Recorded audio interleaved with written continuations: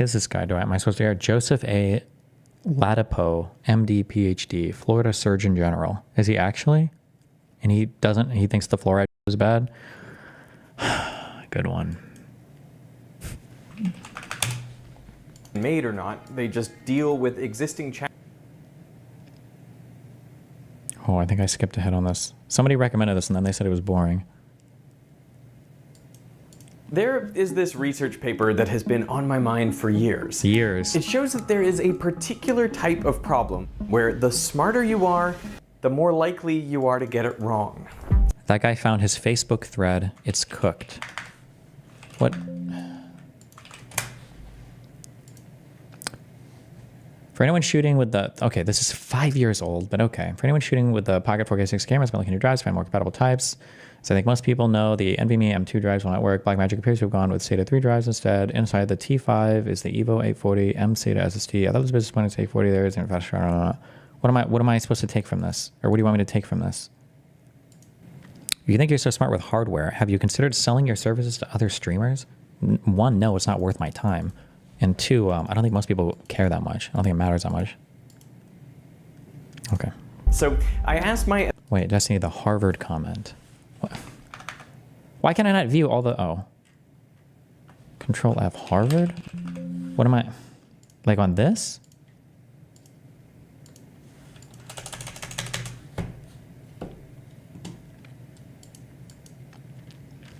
Why is it worth your time to do it for yourself then?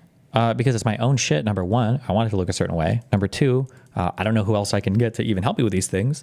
And number three, it's also enjoyable for me. I like it. I like learning tech. I have a kind of a background in doing like computer hardware shit. It's fun for me.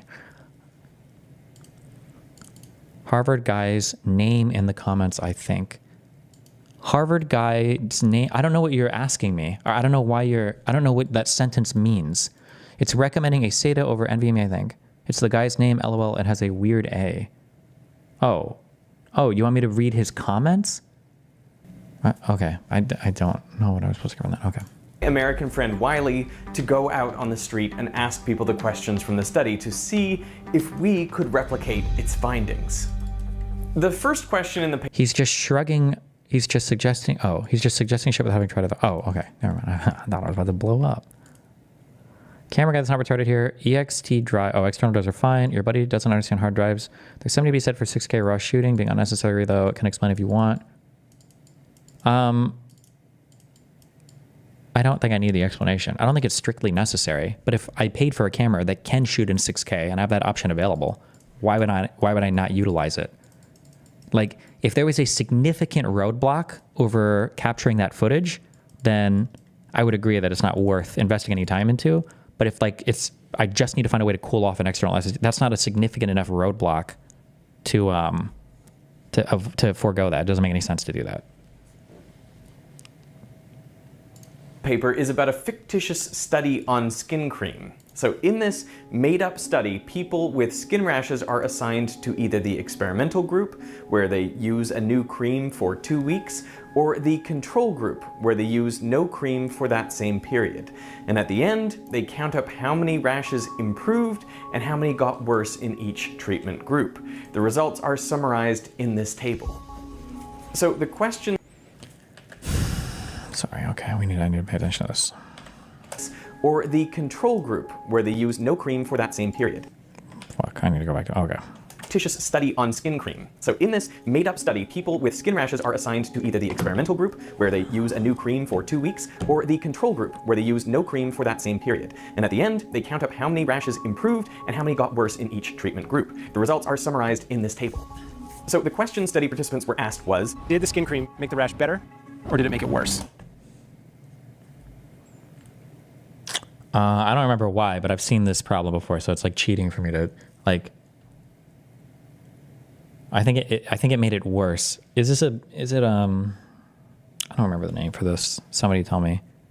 There's a name for like these types of unintuitive like stats problems. I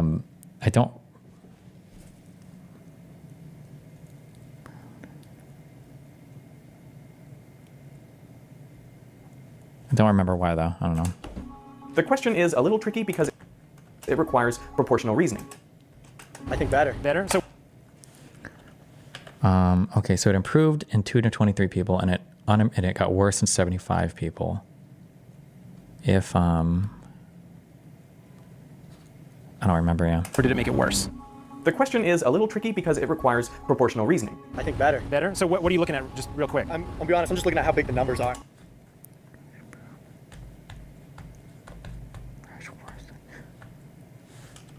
Is it two different? I don't understand. I think that it only works when you know how big the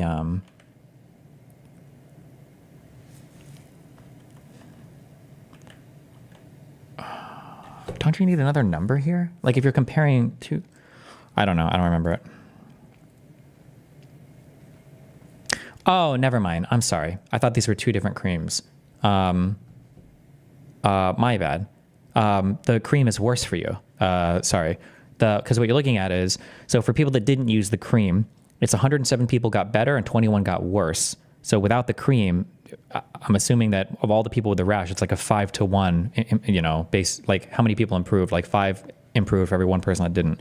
And then for people that took the cream, 223 improved and 75 got worse.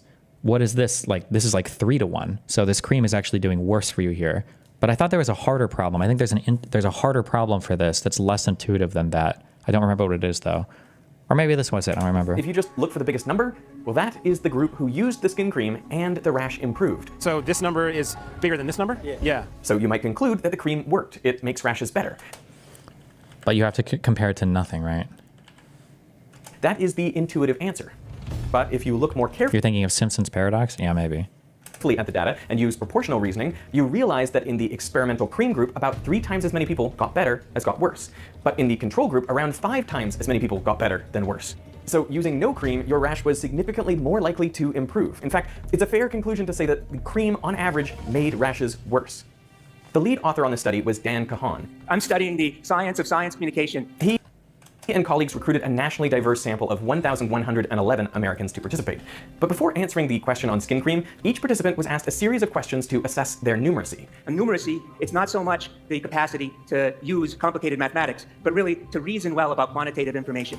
Define Simpson's paradox? I don't know if I can remember. I think I remember the concepts, but it's all just like a bunch of like unintuitive stats things. Where like if you have a disease that's super rare, but you have a treatment that's 99% effective. I don't know what the formula would be. Like if you have a treatment that's 99%, or no, we're not even talking about a treatment. If you have a test that is 99% accurate, but you have a disease that affects less than 1 out of 100 people, then the majority of the people that have a positive on your test are going to be a false positive, even if it's 99% accurate. But I don't know if that's Simpson's paradox or not. So like, for instance, if I test 1,000 people and 10 of them come across as positive and 9 of those are false positive, that could be a 99% effective test, even though 9 out of 10 people are falsely identified, but it's because the disease is a 0.1% occurrence rate, if that makes sense. But this is why like doctors tend to not do a whole bunch of stupid tests in hospitals, because even though the chances of the test like harming you are really low, if you start testing everybody for everything all the time, like you're going to run into like complications. But that's like, it's one reason. I mean, waste of time and waste of money is probably a larger part of that. But numeracy scores for the entire sample were roughly normally distributed. Now, if you group together all the participants with a certain numeracy score, say group all the zeros together, all the ones together, all the twos, and so on, well, what fraction of each group do you think got the skin cream question right? Well, the results are exactly what you'd expect. Oh, this is math. It's math. In a fifth of the people, which is a smaller number, the rash. Simpson's paradox is when a trend in separate groups reverse when the numbers are combined. For example, Alice has a better free throw percentage in 2 games, but Bob has a higher overall percentage because of the number of shots each took in each game. It shows how combining data can mislead conclusions. Oh, okay, maybe. Yeah, I don't remember. Sure. If I saw it again, So the skin cream didn't help. So it didn't make it better. I think the cream, if anything, made it worse. The higher the numeracy score, the greater the fraction of participants who got the answer right. Yeah, I don't think the numbers mean anything to me. the higher the numeracy score, the greater number of people who got the answer right. Fuck, what was the numeracy score? higher the numeracy score, the greater the fraction of participants who caught the answer right. Yeah, I don't think the numbers mean anything to me because Okay. I think I would need to know what's the rash and what's the cream you're giving me. Those with better numeracy skills managed to avoid the intuitively correct answer What are the like proportions? Had nobody get into the numbers like this. This is great. Excellent. You got that right. and correctly determine Intelligence with dealing with numbers. Okay. that the cream actually made rashes worse, which is no big surprise. But this version of the skin cream question was only shown to some of the participants. Another subset saw the same exact table, except the column headings were reversed. So in this case, the skin cream did make the rashes better. So how did the different Ooh, that's interesting. column headings were reversed? The rash was worse and the rash improved.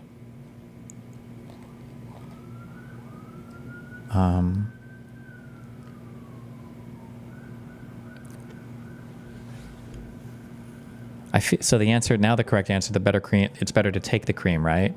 Because 1 out of every 4 people improved, whereas down here, only 1 out of 6 people improved. But now people would probably choose the bottom one for the same reason why they chose it before, maybe? So in this case, the skin cream did make the rashes better. So how did the different numeracy groups do with this version? Well, again, the highest numeracy groups were the most likely to get the correct answer. But below a numeracy score of 5, the results were pretty flat. That could be because even without any numerical reasoning, most people might expect a skin cream to improve a rash, which just happens to be the right answer in this case. But the true purpose of the study was not to find out how numeracy I affects feel like if somebody walked up to me at random and they asked me like, hey, like, can you do, I feel like I would fuck up any problem like this. I'm just like, oh, fuck, I don't know. I think I would just. our ability to reason accurately with data. No, it was to figure out if something else affects our reasoning ability, specifically politics. If you look at the skin cream data again, but separate the participants by their self-reported political affiliations, so liberal Democrats versus conservative Republicans, there's basically no difference between the groups. All follow the same pattern irrespective of party, which makes sense because a study on skin cream is about as apolitical as it gets. But what the researchers did with the other half of the participants was the opposite. Instead of skin cream, they presented a fictitious study on gun control. In case you don't know, Democrats generally believe that gun control reduces crime, whereas Republicans believe it increases crime because it takes guns out of the hands of good guys who could prevent or deter crime. So in their made-up study, cities were divided into 2 groups, those that had recently enacted legislation making it illegal to carry a concealed handgun, and similar cities that had no such legislation. Over the following year, crime rates were monitored to see where crime increased and where it decreased. The results are summarized in the table. Oh, but for different types of problems, you're socially trained to look for different types of statistical anomalies. This is an interesting way to rephrase it, yeah. Again, no surprise, it's exactly the same as the skin cream example. Of course, there were 2 variations, one where gun control decreased crime and one where it increased crime. Now, if you look at the results by political leaning, they paint a very different picture. It's kind of obvious. If you have guns in a city, people are going to start shooting people. And, you know, if you don't have guns and you outlaw them, cities are obviously going to have less crime in them. But the thing is like, you can't just take people's guns away and say that they're illegal, you know? Like, that's just, it's kind of like drugs. So wait, but these numbers, though, how did you just come to that conclusion? When Republicans are shown the table where the correct answer is gun control laws increase crime, then the accuracy improves with increasing numeracy, just as before. But for the Republicans who are shown the table where gun control decreases crime, well, numeracy skills no longer affect accuracy. Those with a numeracy score of 7 or 8 are barely more likely to answer correctly than those with a score of 0 or 1. So where the crime improved, like there can be crimes that were prevented because the guns were legal, and the crimes that were worsened, that could have been other crimes like not related to guns, you know? And the same is true in reverse for Democrats. The more numerate people in this sample have Uh-oh. Wait, what? How many hours do you think Veritasium put into this video about a study that doesn't actually replicate? The famous Kahan et al. Study showing that people with higher numeracy employ it selectively in a way that favors their personal beliefs failed to replicate. Like a ton of times or just one time, or? Because at least anecdotally, I could just be selectively remembering that. This tracks for me, right? That some people will like deploy a great amount of skepticism or mathematical reasoning when it comes to things that they are like predisposed to be skeptical about, and then when it's things that they're not, they immediately shut it off. I feel like the best example of this was I'm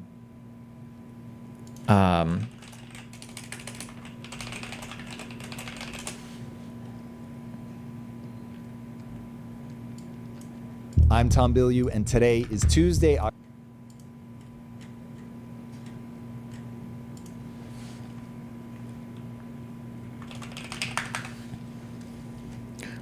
This is a smart dude, and this is like kind of almost in his area of expertise, right? People that know what's going on can put a little bit away in something that can't be inflated. What do you think ideally the U.S. debt should be? Like ideally, what should your debt be? like for a business person and for anybody that understands anything about finance, like ideally your debt is going to be it's ideally your debt is going to be some percentage of probably your revenue, or maybe assets plus revenue. It's going to be some percentage of that, because if you're growing as a company, especially, right, or if you're deploying your financial resources in a productive way, usually you can borrow money for less than you can make money with the borrowed money, right? You're leveraging. I think my guess would be anybody that's done any business or finance would know that pretty intuitively. But because this is about the national debt for the United States, what should the ideal debt be? Well, I mean, the fantasy is that you have a surplus like we had in the 90s, but what are the U.S. debt, not our deficits, not our year budget deficit, but our debt? Do you think the debt? Even that answer, a surplus, like if a business that was really productive but like only had 2 stores, if they were just sitting on a bunch of cash, is that a good circumstance? Is that ideal?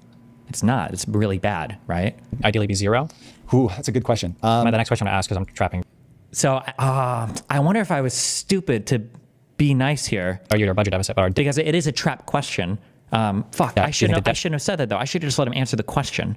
But I like this guy a lot. I'm not trying to like fuck with him. Will he be 0?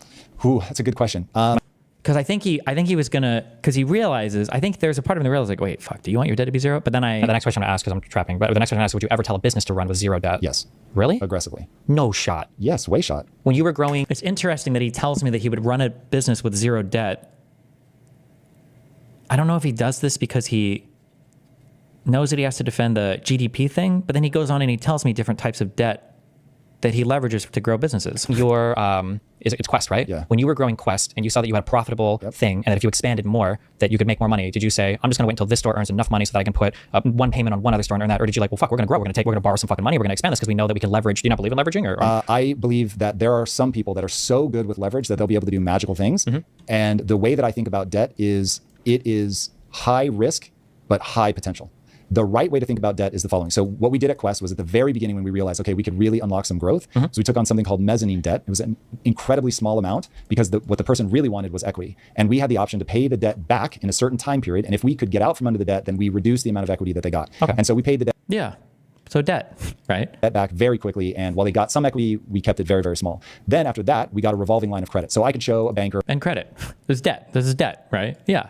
Look, I have this delay from when I have to buy the almonds, for instance, to when I get paid from the customer. I'm going to need to close that gap. I've got 3 years of historicals. And so if you loan me that money, I pay a small VIG on it. And now I've just got this revolving door of credit versus debt. So okay. Well, wait, what's the difference between credit and debt in your mind, I guess? In that, the way that I'm thinking about credit is I know I'm going to pay it back. Like I don't have any debt that carries on, let's say, more than 120 days. Something. Sure. But I mean, like you kind of do. There's a fungibility of money. If I borrow $100 and then I pay that $100 back at the end of the month, and then I borrow another $100 and then I pay that $100 back at the end of the month, then I borrow another $100 and I pay that back at the end of the month, and I do that until the end of the year, and I'm like, well, I borrowed $100, but not the same $100 from January. That's a totally different $100. This is the $100 that I borrowed in December. It's like, well, I mean, is it really a way different, right? Probably not. No, it's not. Somebody said revolving debt is kind of different from taking on debt to make an interest. No, it's not really. It's all money's fungible. Like $100 here, $100 there, depending on. I mean, unless you want to start talking about like tax bases or whatever, it is what it is, right? Revolving debt versus just like stable debt is. Like that. So you constantly have somewhere between where we were half of that amount and the full amount, and it was constantly going up and down based on what we were doing. But we had the level of profitability that there was nothing accruing. It was never getting bigger. So I'll call it a line of credit when you're paying it off every month, essentially. I'll call it debt when it's like, oh God, I'm paying interest on this and I hope that I'm making. To be fair, Ian, even when he just said there, it's never getting bigger. No, it absolutely it did, right? It probably was getting bigger, but it was always remaining the same like percentage of AR, correct? Yeah, correct. I feel like but we never think about debt as a percentage of. I say GDP. I wonder even for assets, right? Look at debt for the U.S. People tend to look at it as an absolute figure rather than like as a percentage of GDP. I feel like it's a more fair way to look at it, because if we have a debt of $1 trillion and a GDP of $100 trillion, you'd rather have that than a debt of $2 trillion with a GDP of like $20 trillion. Right? It depends on what you're doing. If you have a balanced budget, but you've got to float somehow because you've got money due that is due before you've got the actual tax revenue coming in, sure. But when you have something where you don't have a balanced budget, you are adding to the deficit in like extremely high numbers with rapidity. We add $1 trillion every 100 days or something. I think we actually did it slightly faster than that recently. That is crazy. And that is. Yeah, but it's interesting too, because like if I were to go, I thought of a punchy way to do this in a personal conversation. If you were to go to somebody and I were to say like, hey, like if you ask a normal person, if somebody tells you they have $20,000 of debt, do you think that person is like rich, poor, or middle class? And I think people are generally I think the answers that I've gotten, I haven't asked too many people this, but they'll generally say, like, I don't know, probably like middle-ish class. But if I tell you like, oh, a person's got $10 million in debt, do you assume that this person is rich, poor, middle, with no other information? And everybody I've asked is that, oh, they're rich. If somebody has $10 million in debt, that's a rich person. So intuitively, somehow, we even have a bit of a feel, or maybe maybe the people I've asked have just said that. But like intuitively, we understand like, okay, well, if you have access to $10 million worth of debt, damn, we must be doing something right?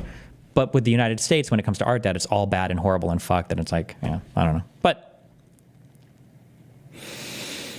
regardless. I have no problem recognizing the correct answer when it shows that gun control reduced crime. But if the data showed that gun control increased crime, then all of a sudden, numeracy didn't help. Remember, this is the exact same data and question as the skin cream example. The only difference... How does this relate back to the Twitter thread? It doesn't relate back to the Twitter thread. I just think that I've seen like this type of reasoning seems to play out where people can get a very good feel of certain types of statistical things depending on the problem that it's applied to, I think. I feel like I've seen that. It's almost like obvious, but I feel like I've seen that a lot. Numeracy didn't help. Remember, this is the exact same data and question as the skin cream example. The only difference is now that data is presented in a political context. And the biggest difference in performance is among the most numerate people. They're scoring a lot worse than they should have. The low numeracy people are about 25 percentage points less likely to get the right answer if that answer is threatening to their ideology than if it's consistent with their ideology. The people who are high in numeracy, on the other hand, 45 percentage points less likely to get the right answer. Rather than using their mathematical ability to come to the correct conclusion, they somehow selectively apply it to justify the conclusion they already believed beforehand. Illegal guns last crime. Yeah, I mean, I wouldn't have thought that. As numeracy increases, people are more divided about the efficacy or the risks of gun control regulation. The same thing with fracking. The same thing with global warming. We see the polarization conditional on numeracy. But we also see the same effect when we measure people's reasoning proficiency in other ways. The people who are high. If we have a budget deficit, how would taking on more debt be practical? How would we pay it down? I mean, you don't necessarily have to pay down debt. I don't know if you ever even necessarily want to pay down debt. It would get like, this is where I need to like be able to pull up Excel and demonstrate. But if let's assume that you can borrow money at 10%, and let's assume that you can make money at 20% with money, then you would borrow 10%, you would leverage it to make 20%.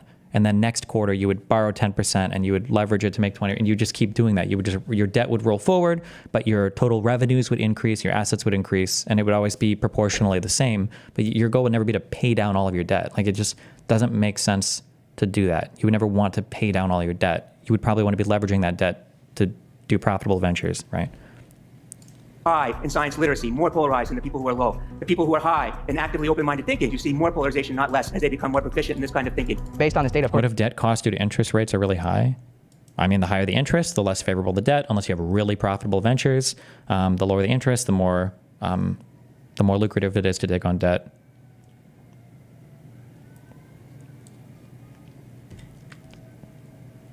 Of course, I'd want to look into it and look at all the sources. And of course, there are sources from sources because people are always citing each other. So the numbers are actually not real whatsoever. It looks, but if I were to look at this pragmatically, I would just say that the playing field seems pretty even here. Pretty even? Yeah. Okay, great. Now, when does holding the debt cross the line? I mean, well, if you're taking debt and you're not able to deploy that money in a way that is out earning the interest that you borrowed it from, then that's bad. Then at that point, you don't want that debt, right? Everyone wants to believe that they are rational, that they could change their beliefs in light of the evidence. If you encountered evidence on a political issue that you were like, this is good evidence, I've done my research, but it contradicted your political belief on that issue, how would you react to that? I considered myself to be a little bit open-minded in that aspect. At least be open to learning. Yeah. If it's on paper and that's the way it When is the debt taken to buy a house worth it compared to renting? Debt that consumers take isn't deployed in the same way as debt that a business owner takes. Consumers just take on debt to buy things that they can't ordinarily afford. There are advantages that you get with leverage and all that, but like when a consumer takes out money to buy something, it's not because they're trying to make money off of it or they're looking at like time value of cash or anything like that. They're just like trying to buy something that they wouldn't be able to afford otherwise. It's a different concept. It's a totally different thing. Yeah. This concept is why I always consider Dave Ramsey a retard. The iced coffee hour guys asked me if he would take $1 million loan at 0% interest, and he said no. Wait, what? No way.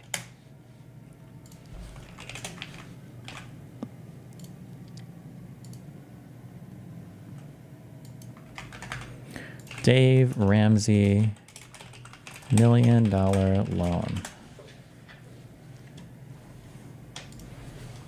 No interest.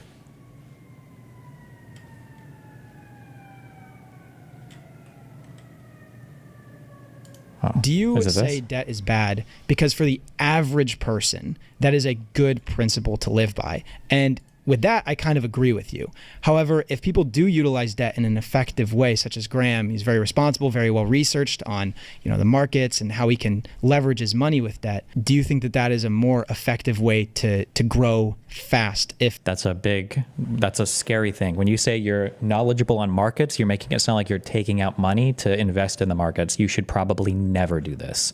The idea that you're going to be beating the markets, especially when you're playing at a disadvantage, because now you're investing against other people that they don't even have to earn the same interest rate that you do to make their investments profitable, because because now you're borrowing the money, right? If I were to borrow money at 5% interest, I have to beat everybody else's investments by 5 points for it to even be profitable. As profitable for me, that just sounds like a horrible idea. Yeah.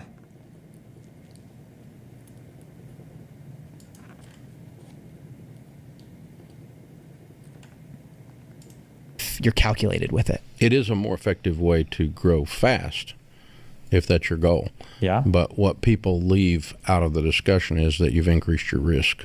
Yes. Exponentially. More debt equals. I don't know about exponentially, but yeah, of course you do increase your risk. Yes, that's why it's called leverage. Leverage is either big ups or big downs. It's a larger upside with a larger potential downside. Yeah. More risk, period. And so, after I went broke, I had to analyze and go, okay, what went wrong here? And because I'd never lost money on a flip. I was not behind on the notes. They just called them.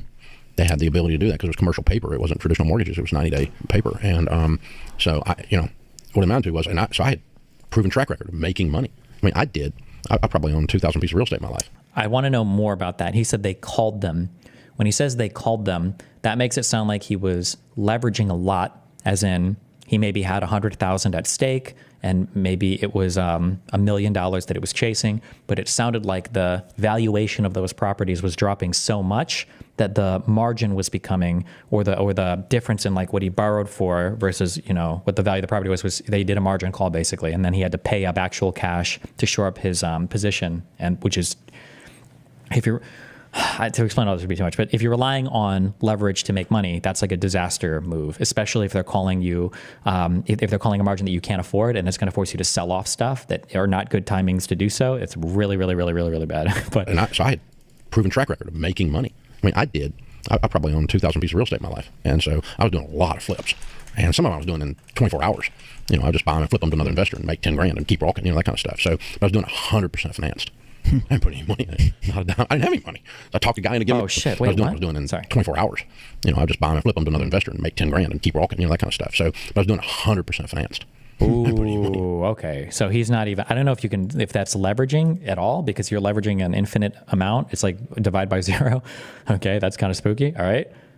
I didn't have any money. So I talked to a guy into giving me a 100% deal on this house. I flipped it. I made 10 grand.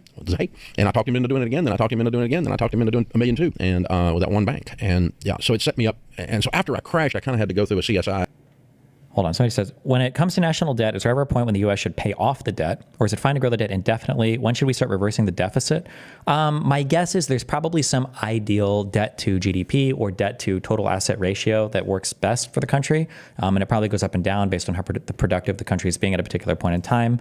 I don't know what that number is, though, but it's probably never good to pay it off completely. An autopsy, you go, okay, why did the patient die? So because everything I was taught, I grew up in the real estate business. When you're in the real estate business as a profession, one of the rules is they take your risk meter out and they sit on the table and they break it. So you have no ability to perceive risk, because everything's good, everything's going up, and it always works. And the mythology that just because something worked once, it's always going to work every time. So I had to go through kind of a healing of my heart in that regard and go, oh wait a minute, this is risk. Oh, wait a minute, OPM, other people's money. Yeah, it's kind of got that get rich quick slimy vibe to it, and all that. But there are people that more intelligently than that, use debt. And so there's a spectrum there. But even those are taking on risk. And so when you have, Buffett says, when the tide goes out, you can tell who's skinny dipping. So when you stress test with an economic problem of some kind, outside variable or inside variable, inside your organization or your life, inside your portfolio, or the economy, like a quarantine type thing comes up, or inflation or recession, and you stress test your theories, you can tell who's skinny dipping. when the tide goes out, and if your theories don't last. And so the only one I've ever found, and this comes back to my faith journeys where it started, the borrower slave to the lender, I can find nowhere in Scripture that debt was used to bless people. And so then I got to think, okay, do I believe that or do I believe my academic training? I've got a degree in finance. And I know how to run an IRR, and I know what the IRR looks like with debt and without debt. And it's not nearly as good unless you're leveraged. But you can run an IRR through the roof with leverage. What is an IRR? Something rate of return? Invested rate? I don't know what IRR means. This probably doesn't mean that because rate of return is RRR. I don't know what that means. With debt and without debt. And it's not, I know how to run an IRR, and I know what the IRR looks like with debt and without debt. And it's not nearly as good unless you're leveraged. But you can internal rate of return. Oh, okay. Run an IRR through the roof with leverage. Guess what's left out of the IRR calculation? There's no math inserted for risk.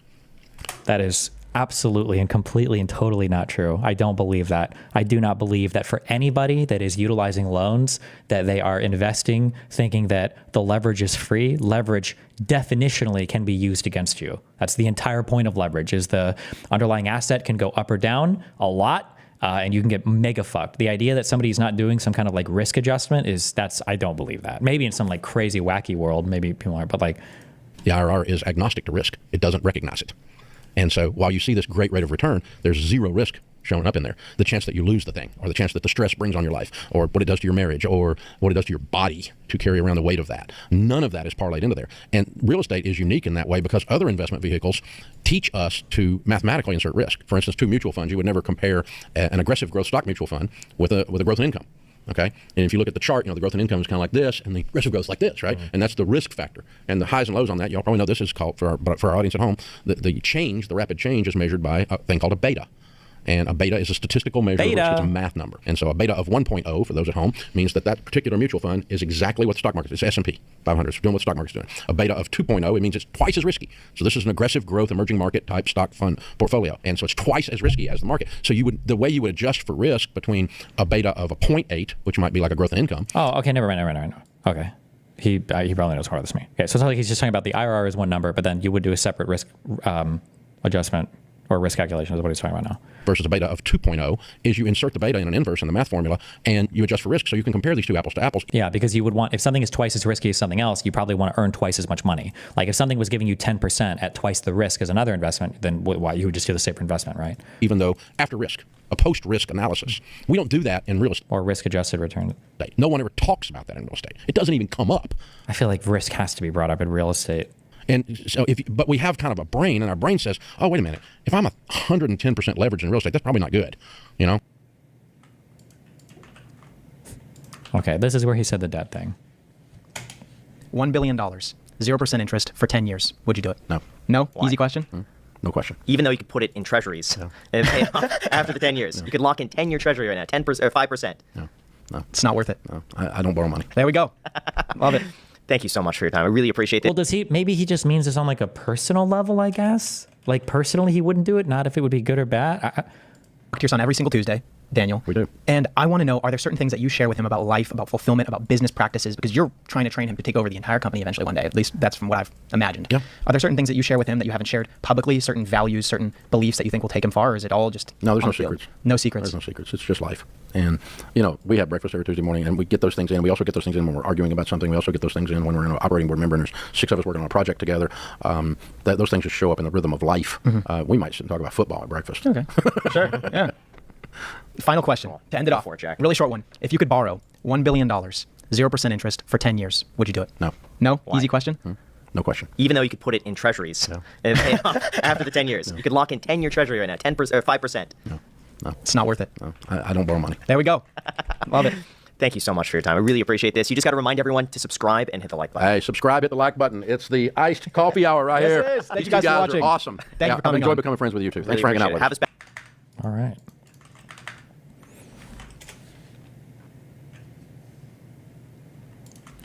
Hassan is signaling to his chat that they can call Ela a terrorist.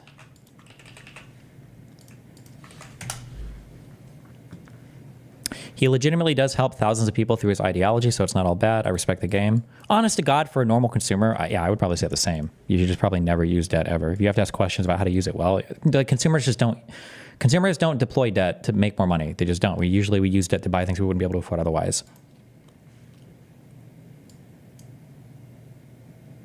Anyway, let's continue. Why is he a terrorist? He's an Arab in Yemen. Why else would he be a terrorist, right? Someone who, by the way, like, what terrorist attack has he committed? What terrorist attack has he committed? I can point to a terrorist attack that Hillary Klein has participated in. What terrorist attack did this guy participate in? Could you point to that for us? Which one? What did he do? I'd like to offer, I believe his name is Rashid Al-Khalidi. We will crowdfund a GoFundMe so you can sue whichever one of these people you choose. This guy could be the easy target. There's precedent for this working because, for example, Sacha Baron Cohen's video Bruno, he framed a random Palestinian grocer as like a terrorist, and he ended up having to pay that guy hundreds of millions of dollars in a defamation case, or at least tens of millions. Rashid, my friend from Yemen, you have a chance at a huge payout. Grocer this guy could be the easy target. There's precedent for this working because, for example, Sacha Baron Cohen's video Bruno, he framed a random Palestinian grocer as like a terrorist, and he ended up having to pay that guy hundreds of millions of dollars in a defamation case. Hundreds of millions of dollars for Sacha Baron Cohen? I feel like I haven't heard about this. I mean, maybe he did. Sacha Baron... I can't pronounce it. Baron Cohen, defamation case, payout. Was this a settlement, a case that he lost? Or he wins defamation appeal brought by... Okay, he defeated a lawsuit.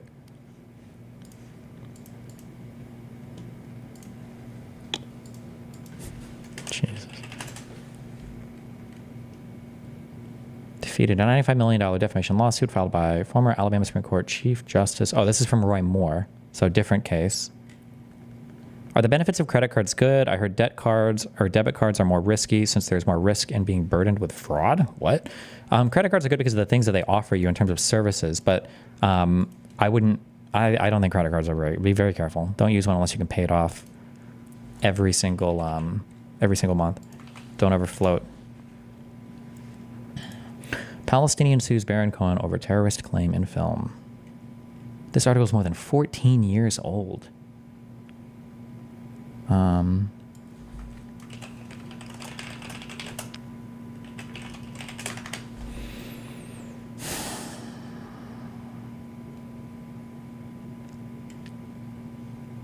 Well, they settled the suit.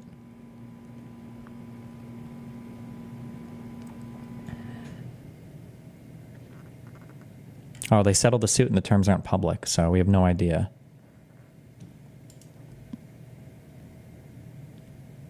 Okay, so he's just lying when he says this. But hey, you know, it's a Hassan stream, so. Unless it was leaked somewhere else. Defamation claim was settled out of court for an undisclosed amount. Okay, yeah, I guess so. We just lie, but that's good. I mean, both of these guys are liars, so. For example, Sacha Baron Cohen's video Bruno, he framed a random Palestinian grocer as like a terrorist, and he ended up having to pay that guy hundreds of millions of dollars in a defamation case, or at least tens of millions. Rashid, my friend from Yemen, you have a chance at a huge payout here, and we will gladly crowdfund you. Pick like the most egregious of them, calling you a terrorist.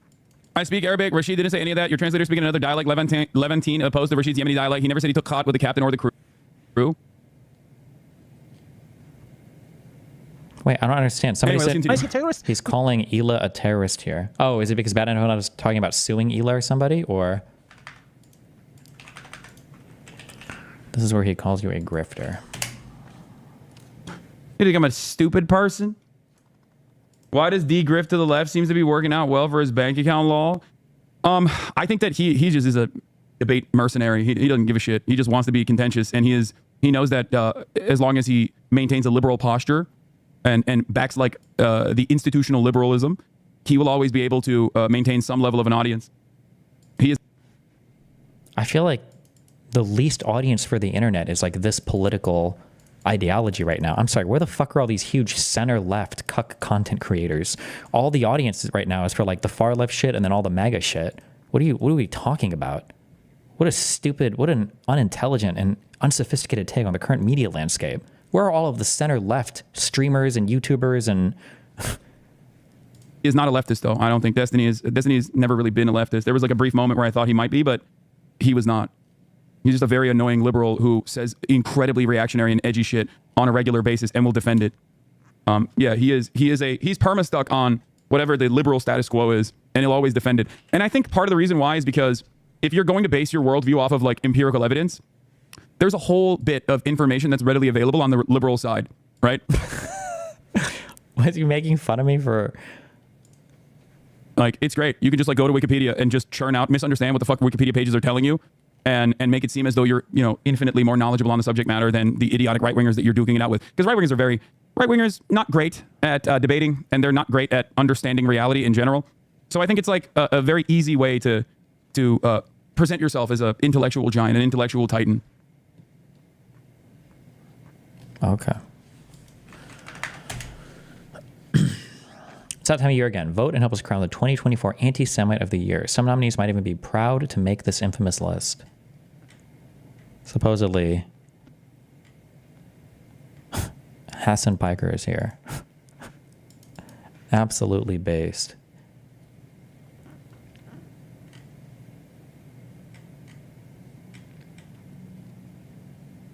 Greta Thunberg? Damn, she's on the top 10?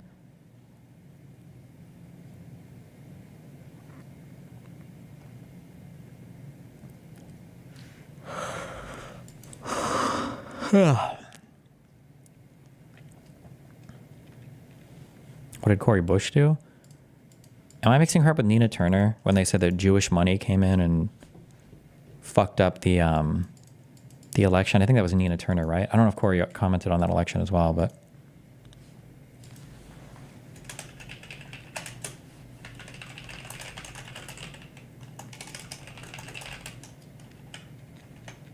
they both said that? Yeah, okay.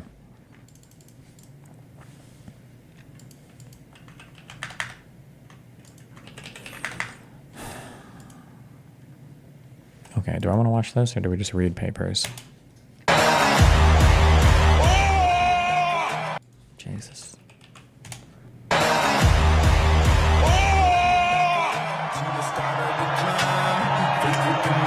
All right. But we set up Doge.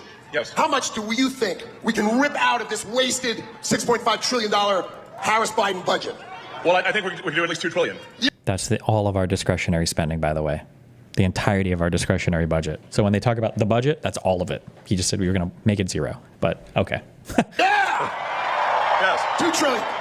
When Elon Musk bought Twitter in 2022, he immediately slashed costs, getting rid of anything he saw as wasteful or unnecessary, famously posting a photo of himself getting rid of the plumbing fixtures on his first day in the office. Now he's been appointed by Donald Trump to cut spending and improve efficiency. What is a discretionary budget? It's all the things that we talk about when we talk about the budget. And then there's things called non-discretionary, which is stuff that the United States has to pay. We are like promised to pay. So if you talk about like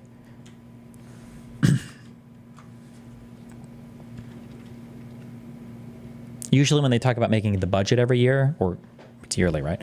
Quarterly? Yearly? I think it's yearly. When they talk about the budget, they're talking about our discretionary spending. So for instance, when people say like, oh, the military budget is half of our spending or whatever, they mean half of our discretionary spending. Because you see it's 18% of our total spending. Mandatory spending, also known as direct spending, is mandated by existing laws. Direct spending includes funding for entitlement programs like Medicare and Social Security and other payments to people, businesses, and state and local governments. For example, the Social Security Act requires the government to provide payments to beneficiaries based on the amount of money they've earned and other factors. And the discretionary spending is money formally approved by Congress and the president during the appropriations process each year. Generally, Congress allocates over half of the discretionary budget towards national defense, the rest to fund the administration of other agencies and programs.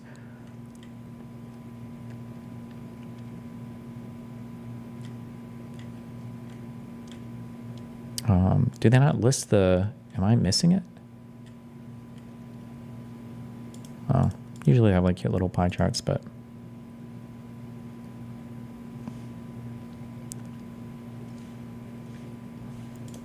Efficiency for the US government. Musk, along with pharma entrepreneur Vivek Ramaswamy, has been put in charge of what is being described as a new... Is it possible they'll look to cut non-discretionary spending? You can't cut. It's called non-discretionary. You have no discretion over it. So you can't cut non-discretionary spending. It's promised already. You'd have to start breaking laws or violating agreements to do it. Musk, along with pharma entrepreneur Vivek Ramaswamy, has been put in charge of what is being described as a new government department, which is supposed to work with government employees to reduce spending and unnecessary regulation. I think the funniest name is DOG, the DOGE, Department of Government Efficiency. The Department of Government Efficiency. The Congressional Budget Office. Okay, this is a cute chart. So you can see of our $6.1 trillion right here, the discretionary budget is 1.7 trillion. The mandatory spending is 3.8, and then 700 billion is interest. So when so when Elon Musk says we're going to cut $2 trillion from the budget, I don't know what the fuck he's talking about. So what's in non-discretionary spending, I think the biggest chunks are things like Social Security and Medicare. I think those are your biggest chunks. Where's our non-discretionary spending?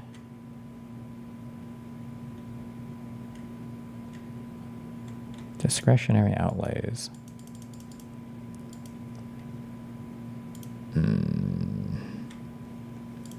How do I get to my... What is this URL? I can't...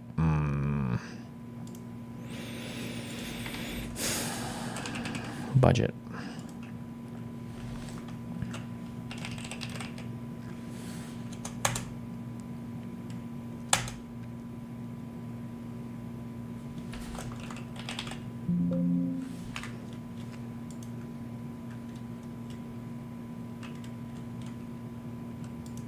Cost estimates? Data? I just want the cute thing that shows me what our non-discretionary spending is. Budget.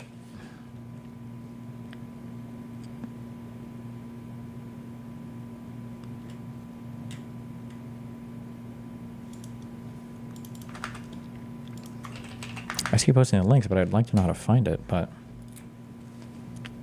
so your mandatory spending is $3.8 trillion. This is for fiscal year 2023.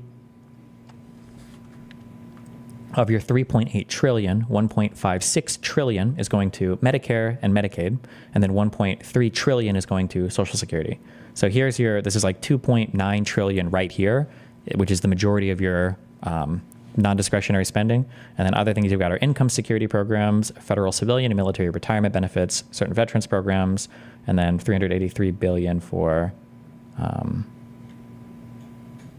other programs, deposit insurance, pension benefit, guaranteed, veterans income security. Oh no, wait, that's for the veterans programs, but stuff like that, yeah. But why would you assume they wouldn't break laws?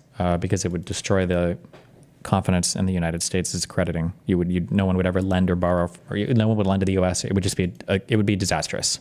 It would be a catastrophe. That's only federal spending, right? Yes. When you're talking about the budget and all that, it's federal, yeah. Agency, whose joke name Doge is a nod to a Musk-endorsed cryptocurrency, is not a real government department, as only Congress can establish new government departments. Correct. Or agencies. So Doge is probably better thought of as a think tank that does analysis which is then pitched to the government. Correct. The government can then decide whether to follow their recommendations or not. While Doge may not have any legal authority, at least today, Elon Musk does have the ear of the incoming president after his super PAC spent an estimated $200 million on campaigning for Trump, with Musk turning up in person at multiple campaign events. Most importantly, Trump appears to be taking Musk's pledge to cut costs seriously, having referred to Doge as the Manhattan Project of our time, a reference to the project to develop an atomic bomb during the Second World War. Now, rooting out fraud, reducing government waste, and increasing efficiency is something that should appeal to all sides of the political spectrum. If you're a believer in small government, the appeal is fairly obvious. But socialists would also want to see government waste and fraud being eliminated, as lower waste would mean more effective government programs where the spending is more efficiently reaching the people it's intended for. For years, the nonpartisan Congressional Budget Office has been warning that US national debt is on an unsustainable trajectory. And I think it's fair to say that there's a consensus that too much debt is a terrible idea, especially if the country's growth doesn't deliver. The problem of growing government spending is not just an American issue. Government spending as a percentage of GDP in all OECD countries has grown consistently over time. According to The Economist, the tendency for government to grow has been a hallmark of modernity. They showed that from 1274 to 1691, the English government raised less than 2% of GDP in taxes. Over the 18th and 19th centuries, spending, especially during times of war, grew. By the 1870s, the governments of rich countries were spending about 10% of GDP. By 1920, this had grown to around 20%. Government spending continued to grow, where today most developed countries' governments are spending between 40 and 60% of GDP. It doesn't seem that this could grow a whole lot more. While many left-leaning viewers might argue that this level of spending is fine and America just needs to hike taxes on the rich, they'll often argue that there were marginal tax rates as high as 90% in the early 90s. Which is always stupid, because effective tax rates, what people end up actually paying versus what a marginal tax rate is, they're totally different things. 1950s. It might surprise them, though, that just because marginal tax rates were higher didn't mean that the government collected more tax as a percentage of GDP. Oh, that's the other answer, too, is that the total percentage of revenue raised as a percentage of GDP, I think, has always been relatively static. Not static, but it's been similar. Was it 17%? I don't remember the number. He's going to show a graph, though. Oh, okay. Yeah. Kyle showed in a recent FT article that while tax policy has varied wildly over the decades, outside of recessions, federal tax receipts as a percentage of GDP have been remarkably steady at around 17.5% of GDP over the last 75 years. So regardless of if taxes go up or down, the government collects about as many tax receipts as a percentage of GDP as they ordinarily do. Citizens simply defer taxes when rates are high or reduce the amount of work that they do, and have been more willing to pay taxes when rates were lower. So what does the US government spend money on, and will Doge be able to slash government spending the way Elon Musk did at Twitter? Before we dig into that, let me tell you about this week's video sponsor, Delete Me. Delete Me is a subscription service that acts on your behalf to force data brokers to delete any of your personal data that they're storing to sell online. Data brokers collect huge amounts of personally identifiable information on individuals that can include social security numbers, birthdays, past and recent addresses, information. We don't comply with this. So if Delete Me sends request to DGG, we keep your info. About your relatives and much, much more, which they then sell online to who knows who.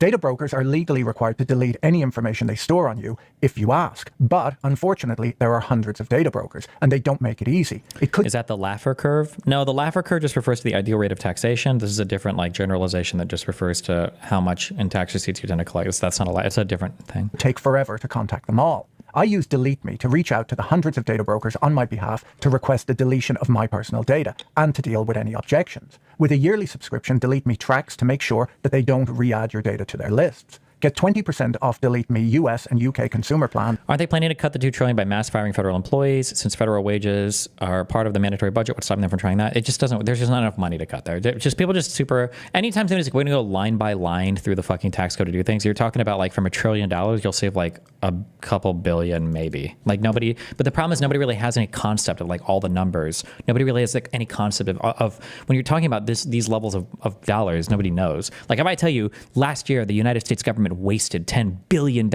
in money. Is that a lot? I don't know. 10 billion seems like a lot of money. $10 billion. But what is that compared to 1 trillion or 10 trillion or 5 trillion or 100 billion? It's these are hard numbers to conceptualize. So they'll throw around big numbers, but is it really helping if we were to go through and cut this? What programs would even be funded? It's just, yeah. When you go to joindeleteme.com/Boyle and use promo code Boyle at checkout. Elon Musk posted a call for CVs on Twitter last week, saying that he doesn't need ideas, he needs super high IQ, small government revolutionaries willing to work 80+ hours per week on unglamorous cost cutting. There were, of course, thousands of replies, including one from Razzle Khan, who's widely considered one of the greatest and most influential rappers of all time, saying that she would like to share some actionable solutions to curtail fraud and cybercrime. Unfortunately, she's unlikely to be able to take up a role within Doge, as she's currently serving time for fraud and cybercrime. A few people have, of course, pointed out the irony of starting a new government department to deal with waste when one already exists. The Government Accountability Office exists to determine whether federal funds are being spent efficiently and effectively. It's there to investigate allegations of illegal or improper activities and to report on how well government programs and policies are meeting their objectives. So basically, the same thing as Doge, but without the silly name. It has additionally been pointed out that the new department having 2 heads is possibly wasteful too. Now, this is not the first time that a president has formed a task force to improve government efficiency and cut spending. In 1905, Theodore Roosevelt's Committee on Department Methods, which was known as the Keep Commission, I think that was some sort of meme coin at the time, was given a similar task of investigating salaries, purchasing, accounting, and so on to reform the administration of the executive branch. In 1984, Ronald Reagan formed the Grace Commission, headed by the industrialist J. Peter Grace, to eliminate waste and inefficiency in the federal government. Grace instructed his employees to leave no stone unturned in their search to root out inefficiency. When submitted, the report said that 1/3 of all income taxes are consumed by waste and inefficiency in the federal government, and it warned that if its recommendations were ignored, that national debt could hit $13 trillion by the year 2000. In 1996, Bill Clinton announced in his State of the Union address that the era of big government was over and promised to put welfare recipients to work. The chart on screen right now shows 100 years of US government spending as a percentage of GDP. The blue line is non-defense spending and the red line is interest on debt. You can see a big step up in non-defense spending in the 1930s due to FDR's New Deal programs, which we discussed in last week's video. A huge spike in defense spending for the Second World War. Non-defense spending grew steadily as a percentage of GDP over time, with a big increase in the last 25 years. First, because of 9/11, again due to the credit crunch, and a huge spike in 2020 when the pandemic struck, always seeming to reset at a new level higher than ever before. Growth in government spending usually is tied to growth in what governments do. According to an analysis by QuantGov, the number of federal regulations has more than doubled since 1970. The Economist reports that the total word count on Germany's laws is 60% higher today than it was in the mid-1990s. They point out that in many ways, governments interfere less than they did in the past, when many imposed currency controls and owned steel mills, mines, and telecom networks. In fact, by the late 1970s, almost a third of British families lived in government-owned housing. Jesus. While governments take less control of the economy today, in other areas, governments have more power than ever before. It can be difficult to build nowadays due to environmental and conservation rules. Employers have to meet more health and safety rules than ever before too. And the share of US jobs requiring an occupational license increased from 5% in the 1950s to 25% today. It used to just be lawyers and doctors that were licensed, but today you often need a license to cut hair, be an auctioneer, or even work as a makeup artist. The US government requires that gasoline be 10% ethanol today due to lobbying from the corn industry. And in the UK, the police are monitoring social media for non-crime hate issues, something that was unthinkable in the past. One of the ways that spending can grow is when mission creep occurs at government agencies. Since the credit crunch, the Federal Reserve has expanded its objectives beyond monetary policy, now directly allocating credit, incorporating inequality considerations into its employment goals, and examining climate risk as part of its analysis of banks. In many countries, voters prefer big government, lots of regulation and high taxes. Some governments are passing regulations requiring people to switch to electric cars. In others, due to low birth rates, governments are even paying people to have children. One of the ways to cut government spending, then, is to cut regulation, as there's a cost associated with monitoring whether all of the new rules are being followed or not. It seems that the Trump administration is likely to cut unnecessary regulations and continue its one-in, two-out approach, where if a new regulation is going to be passed, two existing regulations must be eliminated first. Such a process could make business easier in the United States over time and help to reduce government spending. Doge won't just see resistance to spending cuts from the people who benefit from government programs. They'll likely see resistance from politicians on both the right and left, too. You said they wouldn't be able to break the law and cut non-discretionary spending. So does that mean the Supreme Court would block them from slashing if they tried, or Congress who would stop? I imagine the Supreme Court would stop them. And then I think Congress would have to pass laws, I think, to change the allocation for the money. Politicians have their own incentives to expand the state, as they often introduce new programs to buy votes in their districts. The costs of new spending are spread across all taxpayers, while benefits are concentrated among special interest groups or certain voter demographics that will re-elect the politician who introduced the program. For this reason, Doge can expect to see a lot of political pushback. So will Elon Musk be able to quickly slash $2 trillion of government spending like he promised? Can he do what he did at Twitter and just fire 80% of government workers? Well, it might not be quite that easy. Only 8% of US government spending goes on employee compensation, and that's in fact amongst the lowest percentage in the developed world. So where does all of the money go then? Well, most of the money in the federal budget is spent on Social Security at almost $1.5 trillion. Then interest on the national debt at almost $900 billion. There's Medicare at $874 billion, unemployment benefit and food stamps at $448 billion, veterans benefits at $325 billion, and federal employee pensions at $197 billion. I'm not sure that Musk could cut much of that spending, as Trump has vowed publicly not to touch any of these programs. He even campaigned on making Social Security more generous by removing the income tax on it. This spending is all classified as mandatory spending anyhow, meaning that these payments are required by existing laws, so they would be very difficult to cut. Mandatory spending sums up to $4.4 trillion, or 65% of all federal spending. That leaves $2.3 trillion of spending, most of which would need to be cut to zero in order to hit Musk's $2 trillion target. Yep. There's no reason to believe he just made up that number on the spot either, as if he was making up numbers, it would have been $420 trillion. Well, I think we can do at least $2 trillion. Yeah! Yes. $2 trillion. Discretionary spending is not... It's just like, it's like by retards for retards. Like it was a question that one retard asked to another retard, and then he gave an answer that, and then all the retards started clapping. Like, oh, $2 trillion, oh! Like... Trillion. Yeah! Yes. $2 trillion. Discretionary spending is not permanently enshrined in law and instead has to be voted on every year by US lawmakers. This part of the budget includes defense at $874 billion, transportation at $137 billion, and education, training, employment, and social services, which combined come to a bit over $300 billion. While cutting all of these departments might hit Musk's $2 trillion target, slashing these to zero could cause some problems. The Department of Transportation, amongst other things, builds, repairs, and inspects roads and bridges, some of which are already crumbling. According to the American Society of Civil Engineers, 230 million Americans regularly travel on structurally deficient roads and bridges. 15 to 20 million Americans drink water contaminated with lead, which the EPA is in charge of cleaning up. The Department of Energy, amongst other things, manages America's nuclear infrastructure, not just the power plants, but also the country's nuclear weapons arsenal and the safe storage of nuclear waste. While I'm sure efficiencies can be found in these departments and others, they'll be found by careful analysis. You can't just shut them down like the servers at the 13th most popular social network, where the worst possible outcome is that your website stops working until you plug the server back in again. People's lives and the prosperity of the country can be put at risk if cost cutting is done in a sloppy manner. Now, on the topic of defense, as that made up the biggest chunk of discretionary spending, in theory, Trump is an isolationist, or at least he was during his first term in office. But even then, there weren't many cuts in the defense budget, and he did create the Space Force at the cost of $738 billion. Additionally, Trump said when campaigning... Over how long? That must be over 10 years or something, right? When President Trump signed a $738 billion defense spending bill on Friday... Oh, no. This bill was for all the money for the... Okay, sorry. That was for all the money allocated to defense. At least he was during his first term in office. But even then, there weren't many cuts in the defense budget, and he did create the Space Force at the cost of $738 billion.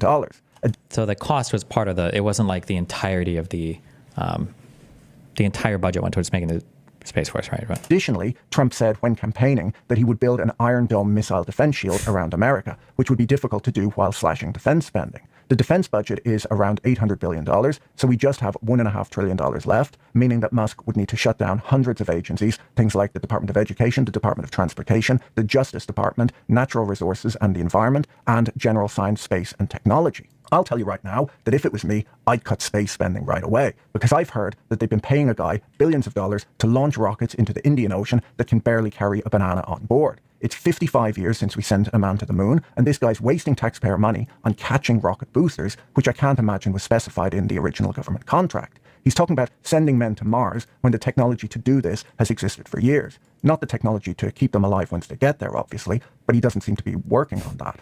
Oh wait, I just remembered who that guy is. Elon won't cut that spending, will he? Maybe Vivek can deal with that one. Since his appointment, Musk has mostly tweeted about individual incidents of wasteful spending, without any discussion as to how to tackle the biggest line items on the budget. One of the legitimate worries about Trump putting Musk in a government oversight role like this is that he might be setting the fox amongst the chickens. According to the New York Times, Musk's companies were promised $3 billion across nearly 100 different government contracts last year alone, facing 17 different federal agencies. According to The Economist, 10% of Musk's personal fortune is derived from contracts and freebies from the US government. His new role and his political connections could allow him to meddle with regulations, tariffs, and procurement programs, advantaging his companies and harming his competitors. Like, it sounds so stupid to even say anything. It feels dumb, and this is why it's not satisfying when I said, God, I wish these things would happen to conservatives. So we could show them how hypocritical they are. But the idea that you would put a current billionaire, no, I'm sorry, my bad. Elon Musk is not just a billionaire, the richest man in the world, in charge, a guy whose businesses thrive off of government contracts, in charge of determining where the government should spend its money in any capacity. That is such an obvious, outwardly corrupt, horrible, I'll be more generous, I guess, or I'll be super charitable. Instead of calling it corrupt, at the very least, we say there's a massive, obvious conflict of interest. Why would you ever think this is a good idea? It's such an obviously, insanely crazy conflict of interest. How could, this is oligarchical, literally. It's just insane. Competitors in the automobile industry, the aerospace industry, AI, and even in the dog-themed cryptocurrency space. Wait, I just saw somebody link this in chat. Anna DM'd me this as well. The Richard dude is legitimately hard to figure out because he says some things. He roasts the fuck out of conservatives. He seems like he genuinely does. And then sometimes he's posting crazy shit. And he voted for Trump, which I think is dumb. I'm pretty sure when I'm reading this, I'm pretty sure this is him making fun of conservatives and their stance on Ukraine. I'm pretty sure. This has nothing to do with actually sympathizing with Russia. For a small government party, taking a stand on Ukraine aid as the #1 priority simply makes sense given what a huge portion of the budget it is. Ukraine losing will save Social Security. This is like a troll. This is I feel like just reading this is a pretty obvious troll, right? Ukrainian spending it's not at all a huge portion. That's not at all. That's not true. And then Drew replies to him and he's like, what percentage of US GDP is taken up by Ukraine aid? And then Richard responds, at least 40% last I checked. This is an obvious troll, right? It must be. This is just it's a super obvious troll. That would be $9 trillion a year. You're an idiot. Don't speak in public again. And then he says, the liberal elites just don't care about regular Americans dying of fentanyl, but some of us do, and we're sick of taking orders from you rich men on the coasts. Like, he's trolling here, right? Like, and he does these. He tweets every now and then. We're just trolls, and then people fall over. But I'm like, pretty sure he's trolling the conservative talking points here. I'm pretty sure. Pretty sure. His former business partner even wrote an article in the FT yesterday warning about this issue. Over the last month, Musk's businesses have soared in value, far outperforming the stock market for no reason other than that investors are betting that Musk will be able to extract value from his newfound political access. Tesla went from being the worst performing stock in the S&P 500 earlier this year due to declining growth to outperforming the index once the election results were announced. Musk and his companies are currently facing as many as 20 different federal investigations over things like illegal disclosures when he purchased Twitter, the safety of his self-driving cars, environmental damage at his factories, OSHA violations, and the list goes on. While he might not be able to stop these investigations in their tracks, he may well be able to recommend budget cuts at the very federal agencies regulating and investigating him, or at least threaten them with that. Musk has a significant portion of his wealth tied up in China, where half of his cars are built at his most profitable, if not only profitable factory. This makes him an obvious target for manipulation by the Chinese government, who could bankrupt him by shutting down his Shanghai factory. This is cause for concern with him being a military contractor. He could be coerced into cutting internet access in a war zone, and is extremely worrying were he to have greater government access, which it looks like he will have. Many have questioned if Musk should have any US government security clearance at all, as the conflicts of interest are obvious and extreme, and this was before he gained political access. So can we expect Doge to be successful?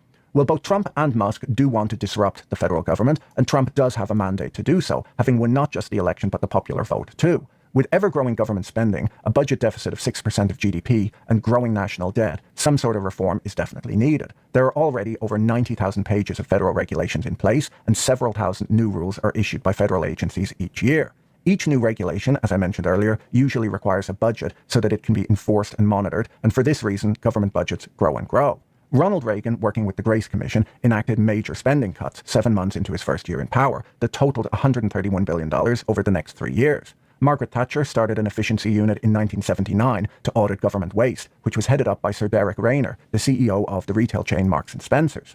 Rayner had already done similar work for Prime Minister Edward Heath. Here, this is like the number one way to cut through the bullshit on this.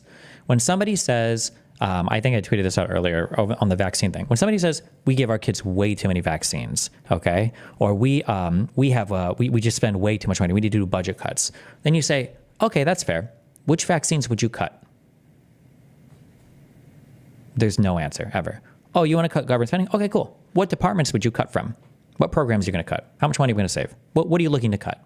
Like, when you just give this as a blanket, like whatever thing, it's so stupid and it's so meaningless. And it's so it's such an empty fucking platitude. Like, just give me one example of a vaccine that you think we don't need, or one example of a government expenditure that you think is not necessary. Because when they started giving government expenditures, was it Lankford that was doing it? These expenditures were like $60,000. Was this what we watched? Then debt payer dollar. A butterfly I just did open the metropolitan climate change at the border. Do about it. So the taxpayers in Oklahoma had to pay for that wine. Highest income areas in the entire world. The good folks of Oklahoma helped pay for a wine pedestrian. Yeah. Like this Ghana study, these studies on like helmets and shit, right?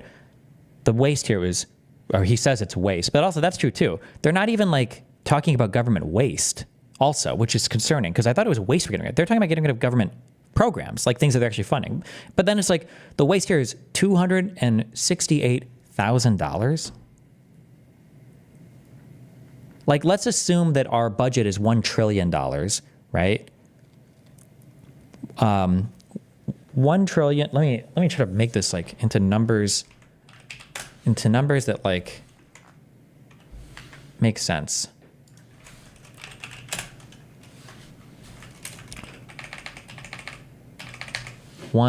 That's $1 billion. So we're talking about $1 trillion, and we want to cut $300,000 in spending. So if we get rid of the last 1,000, that would be like looking at, fuck it. Let's just go all the way down to,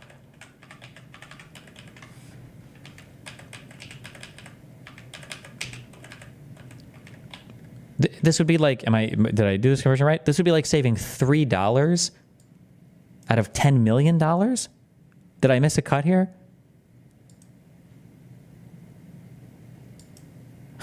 Like, this is the type of savings that we're talking about.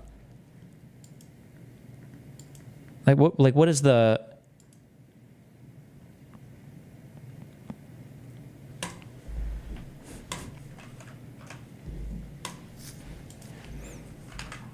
Stupid.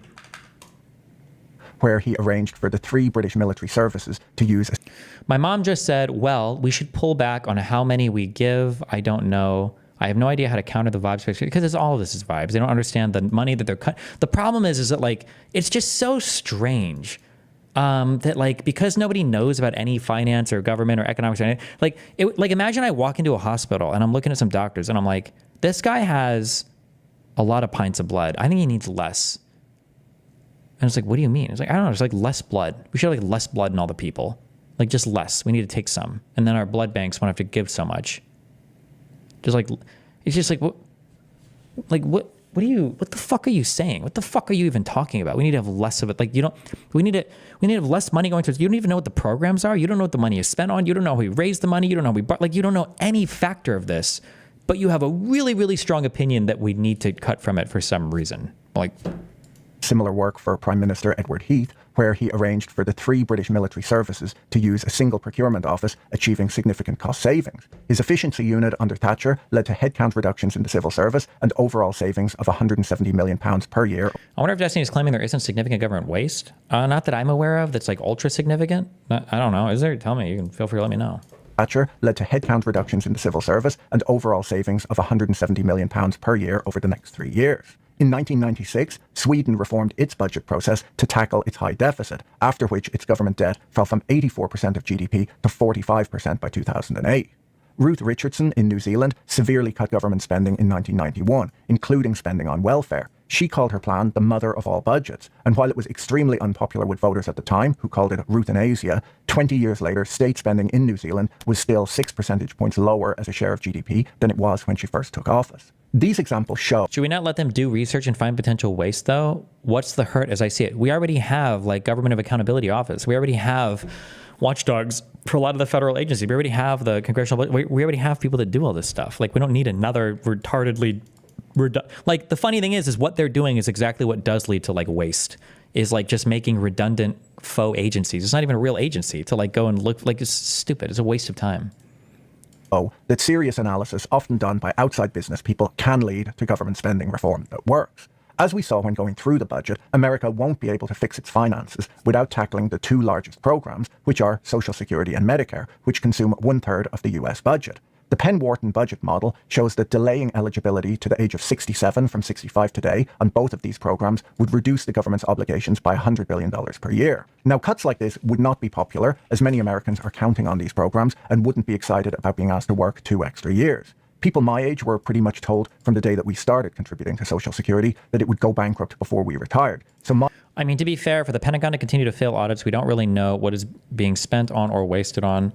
Yeah, sure, but that has to do with like how the Pentagon is accounting for money and projects that it doesn't think it should give insight to. Like, it's not like we can argue that the Pentagon should have more transparency to a certain budget office or whatever. That's fine, but it's not like that. But like Cenk was saying that one thing, the money's not just wasted. People say, "Oh, it's a black hole. We don't know where it goes. It's completely wasted. It's all government." That's probably not, but okay. My age group may not be expecting much out of these programs anyway. There's no way that Musk can make the kind of cuts that he's talking about without going after the most expensive programs. Musk warned the crowd at a Trump campaign rally 2 weeks ago to brace for economic hardship, saying, "Your suffering is necessary because it will ensure long-term prosperity." Now, it seems a little tone-deaf to me how excited the world's richest man appeared to be about promising hard times and stripping job security and retirement benefits from working-class Americans, even posting memes of himself firing people on his Twitter account. But I think I'm in a minority, and people do seem to love him.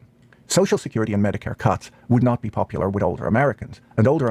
Destiny has too much faith into into the corruption of the public sector. That's great, my dude. I don't know what to tell you. Like, you're either retarded, you either don't have a real job, or you're just like turn the blinders on. But like, my dude, like, turn away from the government and go talk to anybody that works for any major corporation and ask them, hey, do you think that your major corporation that you work for 100% efficiently allocates all the resources? And see what the kind of answers you get. Like, talk to somebody that actually works a real job. Everybody's going to say like, oh no, like we have so much waste in management. Oh my God, we like allocate budgets for projects that are retarded, like expenditures of money. Like, oh my God, we have all these stupid things in the office that like we don't need. Like, people, bro, everybody has like some level of waste or corruption or whatever. Like, it happens. It's not good. Like, we don't want, but there's like some level that exists in all places. This idea that like huge fucking, huge corporations run like fucking clockwork and they're so efficient and they're so, there's no waste or corruption. It's fucking so stupid. It's such a dumb, naive, stupid idea. The only difference is, at least for public office, you can hold them accountable by voting them out. In a private company, I mean, unless they're committing a crime, you kick rocks. Americans do go out and vote. While this is Trump's last term and he doesn't need to worry about re-election, Republicans in the House and Senate might be less willing to alienate voters. A government proposal to raise the retirement age from 62 to 64 in France last year led to strikes, protests, and riots. But then again, almost anything can lead to strikes, protests, and riots in France. I think rioting is actually their national sport. There was a really good episode of the Odd Lots podcast that I listened to a few days ago when they interviewed Jetson leader Lewis from Boston University, who's written multiple papers on fraud, misreporting, and overbilling in public expenditures, particularly in the Medicare program. He went through how government fraud works and how it can... Yeah, but what happens to corps if they keep wasting? LOL, they close down, no? Listen, my dude, if that's what you think, then you know what? I don't want to even say anything because I envy the world that you're allowed to live in, okay? Good for you. Be detected using statistical analysis. I'll put a link to both the podcast episode and his website in the description. His research shows how someone with a background in tech, like Elon Musk has, could dig out fraudulent billing. He explained that there's actually a great whistleblower program already in place called the False Claims Act, where if you know about a company or person who's defrauding any public program, you can hire an attorney, and there are legal firms who specialize in this type of claim, and sue that person or company in court, and as the whistleblower, get a share of the money that's returned back to the government. He explained that this is a super effective program which is cheap to run, as every hospital employee or employee at a government contractor who spots government fraud taking place can report it and earn sometimes massive rewards. Jetson argues that in order to further cut fraud in government, the government needs to hire more lawyers and pay them. Does the executive have the power to fund non-government agencies like this? Probably not. I don't even know if he can pay them. He probably wouldn't be able to. But my guess is they would take no salary. That's why Elon is asking for people with no salary. And him and Vivek probably aren't taking a salary, right? Better. As at present, they have more fraud cases than they've time to pursue, so they just go after the easy ones. Adding more good lawyers would be positive NPV, as not only do they claim back more money than they're paid, but when people see frauds being convicted, there's a strong deterrent effect. Musk has been a near constant presence in Trump's orbit since the election. That's another thing too. Nobody should be taken seriously. This is a hard line, hard rule. Nobody should be taken seriously about government spending if they don't want to fully fund the IRS. If you don't want to fully fund the IRS, then literally you should be ignored on every single point that you have. Every single thing you say should be completely thrown out the window. You have nothing of value to add to the conversation if you don't even want to fully enforce the regulations that are on the fucking books. What a waste of oxygen you are. Which is cheap to run, as every hospital employee or employee at a government contractor who spots government fraud taking place can report it and earn sometimes massive rewards. Why IRS? Because the IRS literally makes money. We don't even have enough IRS agents to go after all of the tax that's owed to the federal government. Like, at the very least, if we have laws about how taxes ought to be paid, then people should be paying them. But we don't even have enough we don't even have enough people in the IRS to go after it. Wards. Jetson argues that in order to further cut fraud in government, the government needs to hire more lawyers and pay them better, as at present they have more fraud cases than they've time to pursue, so they just go after the easy ones. Adding more good lawyers would be positive NPV, as not only do they claim back more money than they're paid, but when people see frauds being convicted, there's a strong deterrent effect. Musk has been a near constant presence in Trump's orbit since the election, giving his opinion on who should be hired and what the new government should do. Musk and Trump appear to get on really well too, but in the last Trump presidency, there was a lot of churn in the inner circle, and Trump was very quick to get rid of people if they embarrassed or annoyed him. So we can't be sure how long this friendship will last. It could all end in a week or continue for Trump's full term in office. I can't help but wonder if Trump is already deliberately torturing Elon Musk, as I can think of few things more miserable than the idea of being around Vivek Ramaswamy all day long.